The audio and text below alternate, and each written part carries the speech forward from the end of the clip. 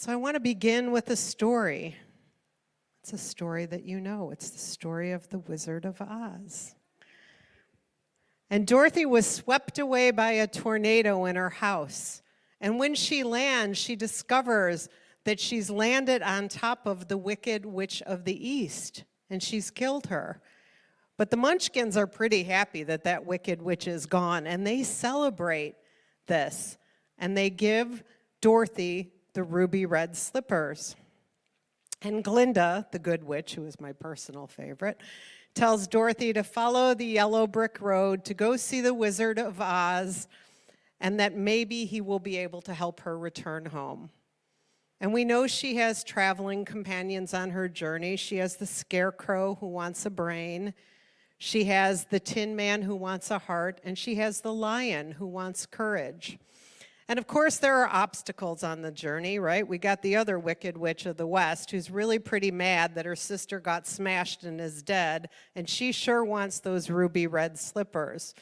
And she sends her flying monkeys and many other perilous things to prevent Dorothy from getting to Oz. And what happens when they get to the Emerald City? Oz says to them, "I won't help you until you bring me the broom of the Wicked Witch of the West." So she and her companions, they go back out, and they go and they get the broom, and of course, you know the witch melts, right? It's the highlight of the story. And they go back to Oz. Connie's laughing at me right now. This is the hero's journey. Thank you, Michael. But they get to Oz and they find out that the wizard is actually a fraud. He's behind a curtain and he's, bellowing out commands, but he's actually a fraud. And so he can't really solve the problem. So they decide they're going to go off in this balloon. And I think Toto hopped out of the balloon. That's how Dorothy didn't end up being in the balloon. And the wizard takes off without her, the fake wizard. And then, of course, you know how it ends. Glinda comes down. She says to Dorothy, "You always had exactly what you needed. Just," Michael's clicking his feet for me. "Click your feet together and say, 'There's no place like home. There's no place like home. There's no place like home.'" And then she wakes up in her bed, and of course she's surrounded by her loved ones who had shown up in the dream as different characters. But this story of Dorothy is a great metaphor for our own spiritual amnesia. We go through life and we're looking for things on the outside. We think that there's a cure on the outside for us for whatever's going on in our life. And when we get whatever that is, whether it's a person or a thing or our life looks a certain way, then we're going to be okay. Then we're going to be good. Then we're going to be at peace. Then we're going to be happy. The truth is, just like Dorothy, we already have what we need. That's the truth. And our work spiritually is to recognize that this world of form is kind of like Oz, right? It's an illusion. It's a fantasy. And that which is real is beyond that. A Course in Miracles says spiritual amnesia is forgetting our true identity as spiritual beings. Michael Meerdad explains it this way. He says, spiritual amnesia is the result of identifying with the ego, which he describes as the false sense of self that is based on separation, fear, and ego. And we've been talking about this for a couple months. Why are we still talking about this, right? You might be asking yourself, the thing is, we still have these things, we still encounter these things every day. That's what our spiritual journey is about. When we're feeling fear, when we're feeling loneliness, when we're feeling anxiety, then we are living in our separation.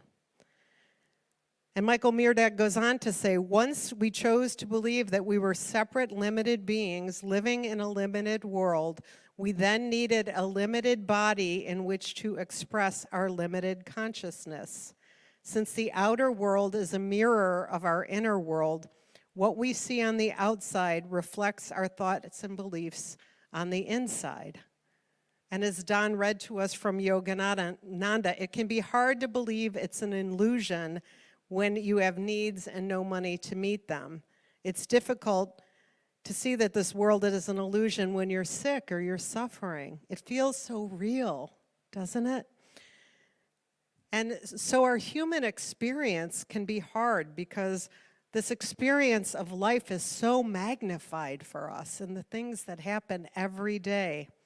But our work is to keep our mind in spirit, in God, and heal the soul, because as Yogananda said, the greatest of all healings is to heal the soul of ignorance and to remove the illusions that cover the soul. When you heal the soul, you will realize that the body is nothing but a dream soul and a dream shell in which the soul resides.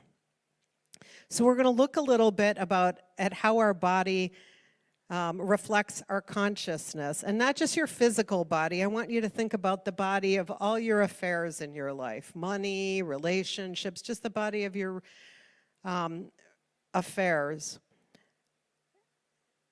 And we're going to look at how do we heal, because what we're doing when we're healing is we're dismantling our ego, right? This idea of how life is supposed to work that our ego holds for us in all situations. And to choose again, to stop projecting out on the world, but to really embrace this healing. And we're going to talk about both feminine healing, which is very important and relevant today on Mother's Day, that feminine nurturing aspect of healing. We're also going to talk about masculine healing, which is more assertive and directive. How does our body reflect our consciousness? You know, it's pretty hard, like when I was preparing this, I'm like, it's pretty hard to think about this intellectually, right? This experience of life I'm having is an illusion. Like, what? Is that really true? And for me, I like to hold it a little bit more like, my body is an illusion because it's not the truth of who I am. I have a body, but I'm not my body. You know, and our bodies are neither good or bad. Someone forgot to give me that memo. I realized recently, I was talking to this coach I'm working with. She goes, well, you got body shamed. I'm like, I would have never called it that. But I'm like, it is so true. I got body shamed when I was younger. And that's why I have struggled with how I feel about my body my entire life, right? But the things that happen to us are like messengers. So whatever is going on with our body or whatever is going on in our experience, it's giving us feedback. It's giving us input. You know, we're having, Michael Meerdad says it's like the holodeck in Star Trek. Did anyone watch Star Trek? We've been watching Picard. So if you don't know what the holodeck is, you can go on and you can play any script you want on the holodeck. You can go back and go to a speakeasy, which is what I think Jean-Luc Picard likes to do, but you can play any script you want. And our life is like that. We're choosing our script. It's a projection. And our body is also, and the body of our affairs is a projection of what we think and believe. And I really don't want anyone to blame yourself for the conditions of your life or your body. I just want to say that. There's no blame here. It's just a noticing, right? It's just a noticing. What is this projection that is the body of my life showing me right now? What does my spirit want me to look at? And you know, another good way to think about your physical body is it's like a loaner vehicle, okay? You're borrowing it. It's how you're getting around in your life, right? But someday you're going to lay down your body and your spirit, your soul is going to move beyond this. So this is like my loaner vehicle that I just happened to use. I should take care of my loaner vehicle, but it's not the truth of who I am. So does this feel like a harsh idea to anyone? Because I can see how it could land as a little harsh. Like if you have a condition in your life, especially where you're feeling really tender about it, or you're experiencing an illness, I think it could land as a little harsh, right? And if it's landing for you that way, I just want to invite you to think about it this way. If there's a condition in your life, or even a condition that someone else in your life has, because In our human life, we are impacted by the conditions that others have in their life also, right? It's just Spirit's invitation for you to have a healing.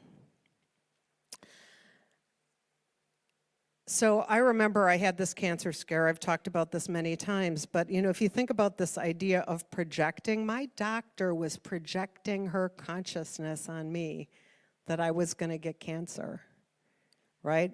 And I was taking that belief because I had some abnormal cells, right? I was receiving her projection, right? And I was terrified. And thank God for prayer. I was already a practitioner there, and I had one particular friend who prayed with me and really helped me to shift my fear, right? So that's, we have to be aware that sometimes what we're experiencing could be a projection coming from someplace else too, right? So our work is to come back to ourself. So let's talk about some real life examples. One of my long-term clients is a man named Gustavo. And Gustavo has 3 kids, and his youngest son, Pato, went out probably a month ago now, with his friends. It was a warm day, and he decided to go swimming. They went swimming, and everyone jumped in, but when it was Pato's turn to go in the water, he dove in. And I don't know exactly where he landed, but here's the outcome. He is paralyzed from here down, and thankfully his brain is fine. He can move his upper body. Now he can move his feet a little bit. They don't know if he's going to work or walk again or not, but they've said he can have a normal life. He can have a normal life. But like in the human world of form, it's pretty heartbreaking, right? And it reminds me of Christopher Reeve, who, by the way, was treated at the same place that Pato's being treated here in Chicago. We have one of the best hospitals in the world here, just in case you ever need to know that. And Christopher Reeve wrote a book about his experience. He wasn't as lucky. He couldn't move at all. He couldn't do anything on his own. But he wrote a book, and he said his conclusion that he was still himself, even though his body didn't work for him. It's an extraordinary book if you ever want to read it.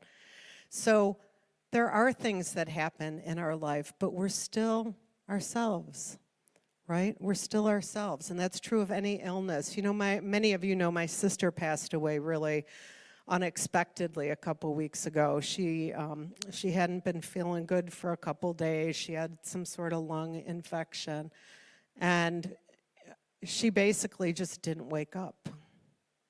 She basically just didn't wake up, and she had a diagnosis of Alzheimer's, and she was going to be moving in a few weeks to a place that as she got worse, that she would be cared for in this place, and she really didn't want to go. And so I feel she chose, right? So I'm happy for her, but as a human who lost my oldest sister, I'm sad. I'm sad for her daughters. They lost their mom. And we have a lot of people in this community who have lost loved ones recently, a lot of people, siblings, mothers, right? And grief is also a call for healing. Grief is a call for healing. And, as I've sat with my own grief, I'm like, what's my call for healing here?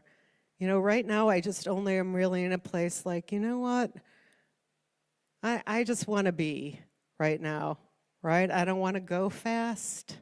I want to go slow. And it made me realize how much we rush and how much we worry in life and what an incredible waste of time that is, right?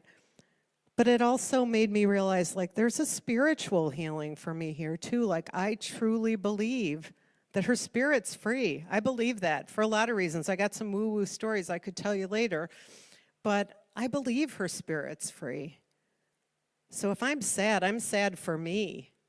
I'm not sad for her. She didn't have to go through that terrible decline, but I got to heal within myself right now. And when we look at healing, we look at the feminine aspect of healing is called emptying. emptying. And that's when we're receiving the care. It's passive, it's nurturing.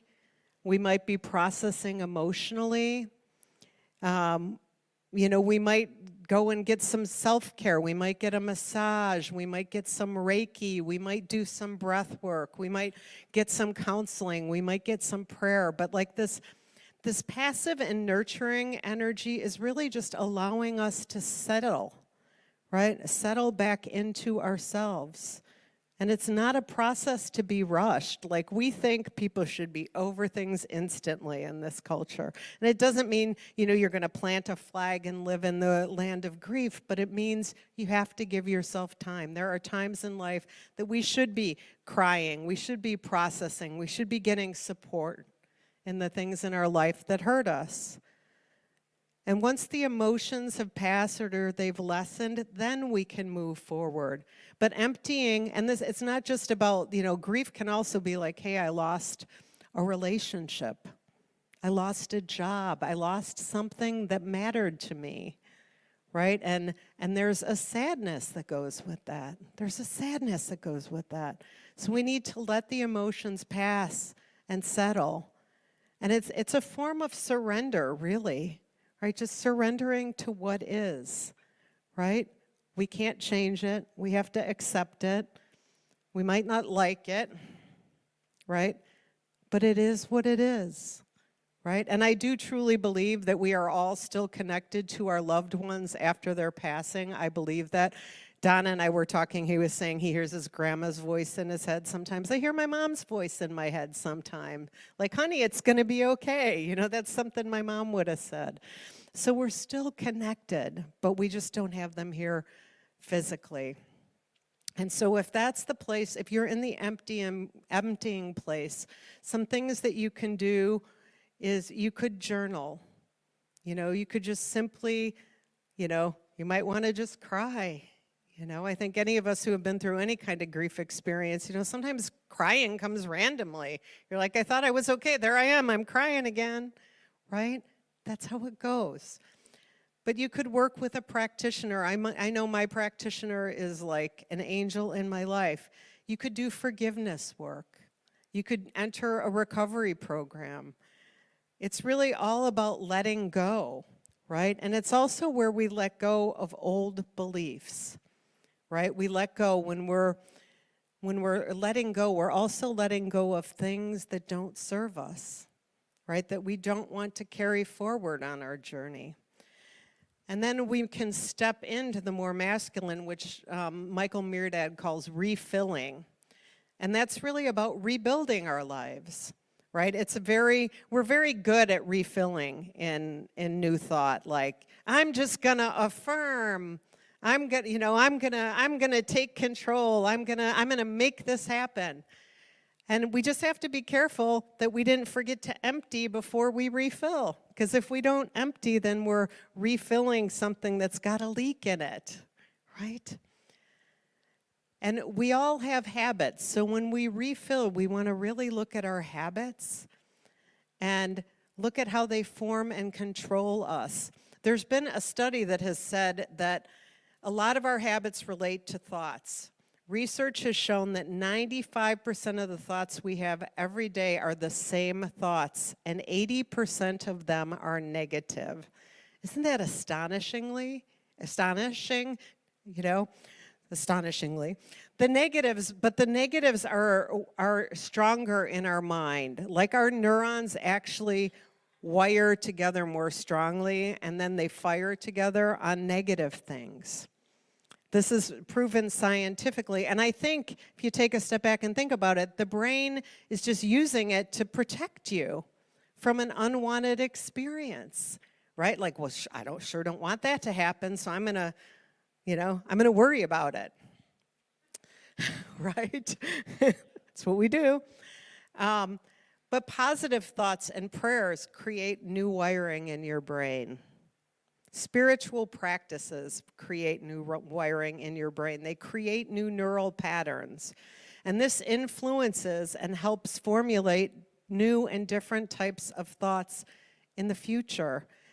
You know, a really wonderful, easy thing that anyone can do every day is you can listen to positive music. I was driving in, I was listening to India, Aimee, I Choose, you know, that's a great song. But like Ricky Beckwith, she has these songs that are like mantras, and if you listen to them, and then they become like those little earworms that you hear in your head all day, but then you're creating a new belief through the music that you're listening to. You're filling your mind with a positive thought.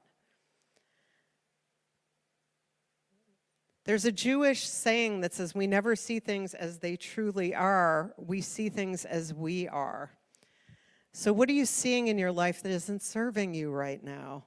You know, I was also thinking this morning, it's like, don't we just all really want to be joyful? It doesn't mean that we don't have experiences in life that aren't that, but don't we all just really want to feel free and feel joyful, feel at peace? You know, when we feel those things, whatever else is happening doesn't really matter, right? I've been working with a coach because I'm turning 60 this year, and I keep saying it all the time because I can't believe it, so I'm trying to convince myself that that's actually true. But, you know, is that true? I feel like I'm 35 in my head, but yes, I am 35 in my head. Thank you, Michael. But you know, I really wanted to think about, like, what do the next 10 or 12 years of my work life look like? What do I want it to look like as I'm moving into the next stage of my life? And, you know, I thought I was going to work on branding myself and create something new to do for work and whatever, and what I realized is I'm already doing it. But in our work, I realized that, and this is kind of on a subtle level because it doesn't totally stop me, but I still have this belief sometimes that I'm not good enough, right? And it stops me. And what it stops me from is being bold, right? Saying like, hey, I'm going to go for this, right? The voice inside of me that's not bold, that thinks it's not good enough, talks me out of things. And, you know, since my sister's passing, I've been really thinking, I'm like, you know, I just want to live full out. I want to feel a sense of inner freedom as I approach however many years I have left, right? I just want to have a sense of inner freedom. That's what happens when we start to fill again. If we are listening to our spirit will tell us where it's calling us. So are you listening, right? Are you listening? You know, when we turn within, we know we always have everything we need. I was sitting also in the last couple of weeks, and something was kind of bugging me, and I sit down to meditate. And like, I hear this voice in my head, and the voice says, you know, you already have all the love you need in your life because you are it, right? But we forget that, right? We're seeking our love. We want our affirmation. We want all these things, but we are it. And I want to give everybody a little bit of homework, because if you have a condition in your life that you don't like, or you would prefer, not to be negative, you would prefer for it to be slightly different than what you're experiencing right now, I just want you to write down the things this week that you notice you're having negative thoughts about. Just write it down and just become aware of your inner dialogue. What's your inner dialogue? And what else is possible for you, right? How can you shift it, right? You might need to get it, like you might need some help, you might need some prayer, but what else is possible for you? When we answer and we ask an open question that is, you know, not like, how do I fix this problem? But when we ask a question like, what else is possible? Our brain moves into the conscious part of itself. It opens us up. You know, I also think, and I think Mark Anthony talked about Byron Katie's work, the Love Your Neighbor worksheet, which is on her website. You can go check it out. But she's got a process that helps you get to a turnaround, right? And this is actually a great forgiveness tool. There's 4 questions. Is it true? Can I know it's true? How do I react when I think that? And who would I be without that thought? And then you do a turnaround. So I'm just going to give you an example. So there's a person in my life, his name is John. And I might say, John doesn't listen to me. I work with John, just FYI. John doesn't listen to me. That's my belief. So then I ask myself, is it true that John doesn't listen to me? Is it true? I don't know, maybe it's true. Can I absolutely know that it's true that John doesn't listen to me? No, the answer to that is no. I can't know that's true. I don't know that. I'm not in his head, right? And how do I act, or how do I react when I think that John doesn't listen to me? I get resentful. I run my story about, how they behave in this organization I'm affiliated with. There they go again, chasing the money, right? That's how I react in my head. I'm just being truthful here. And who would I be without that thought, right? I'd be free. That's what I'm going for. But then here's the hard part.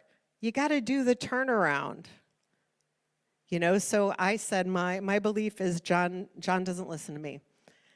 Well, I could do the turnaround some different ways. I could say, I don't listen to me. I could say, I don't listen to John, right? So you turn it around. And what it does is it opens you up to a different reality, right? Because I really believe that most people are just living their own life. They're not intentionally doing something to you. I think sometimes there are some people who might be doing something intentionally to you, but I think most of the time people are unaware. They're not aware. They're not aware you're having that response to them, right? But our goal for ourselves is inner peace. That's our goal, to let go of our spiritual amnesia and remember the truth of our being. That's our goal, right? I also like something else Byron Katie says, which is our work mentally is to be in our business, not other people's business, because we can't control it. We can't control their business. And when we cause our suffering when we're in their business because we're attached to an outcome. And this is super hard to practice. I acknowledge that. Especially when you're related to people or you live with people or whatever. It's not as easy to practice it as it sounds, but what we want to do instead of being attached to the outcome is we want to inquire. We want to inquire because, we want to ask, is this really true? Because it softens our own heart. It helps us to get in a place of acceptance, and that's what we're going for. Just to be in a place within ourselves and to take responsibility for ourselves. That's the genius of A Course in Miracles, actually, because you're putting a new thought in your mind every day, and there's many other ways you can do this besides A Course in Miracles. You can do it with affirmations, prayers, inspirational readings, 365 days of Science of Mind, Mark Nepo. There's a jillion choices you have out there to put something positive in your mind, to remind yourself of the truth of your being. So what will you choose to focus your attention on? Because we are the chooser. I picked up my Science of Mind. It's on the front seat here this morning, and I opened it up to a page, and it was all about how we have the power to choose, that is what humans have been given, the power to choose. So we want to remember that. And Byron Katie also says, anything that's out of my control, your control, and everyone's control, I call that God's business. And that's the good news. You could call it reality's business, spirit's business, the universe's business, just pick your word. But that's not my business. If it's outside of my control, it's not my business. Right? Think how free you would be if you didn't feel like you had to fix things that weren't your business, right? And God, Spirit, is always present with you, and that is the source of your healing. So whatever the condition is you're experiencing in your life that you wish were maybe a bit different, God is the source of that healing. It's not something on the outside. We're not the healer. God's the healer. We might be the channel that the healing comes from. We might be that channel for someone else if we do the prayer for them or if we just sit and listen to them as a friend or a loved one. We could be the channel through which the healing comes, but we're not doing the healing. Spirit is doing the healing. And our real work is to heal ourselves of our sense of separation. That's what we've been talking about for a couple months now. And we do that through our practice.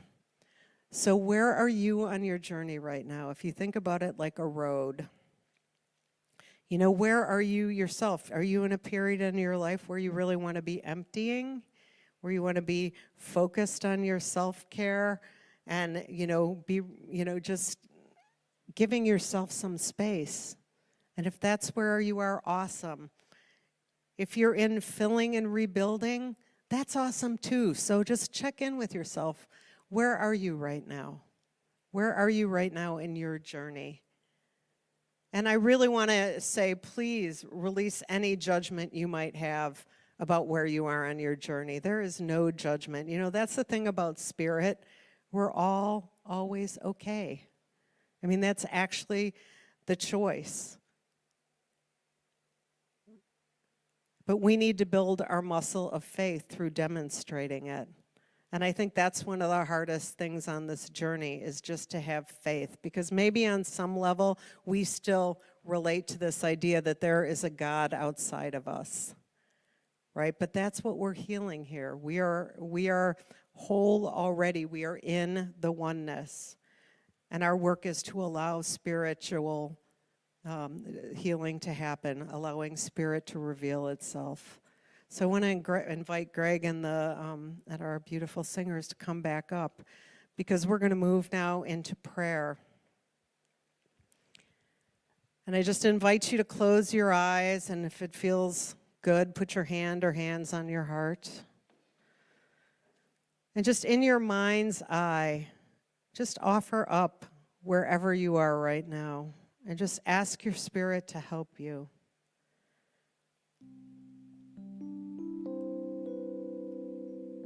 Just say to your spirit, I'm willing, I surrender.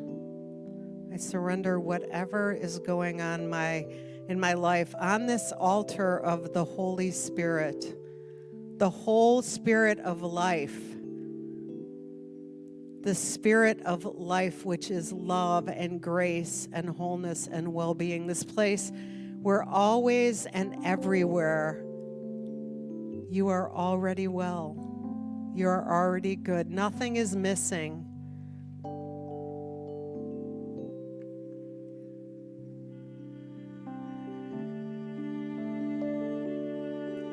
And as you ask your spirit to shift whatever experiences in your life you want to shift, more joy, more peace, more happiness,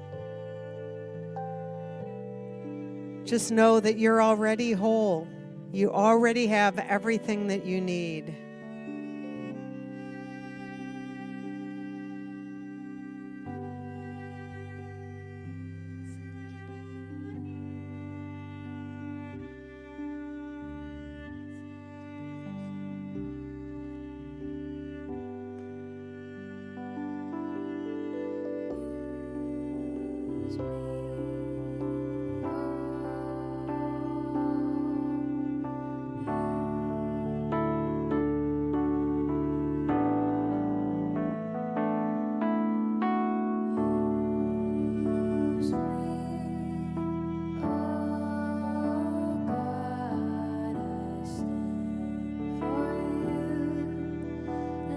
Go ahead and sing along. Show me all that I must do.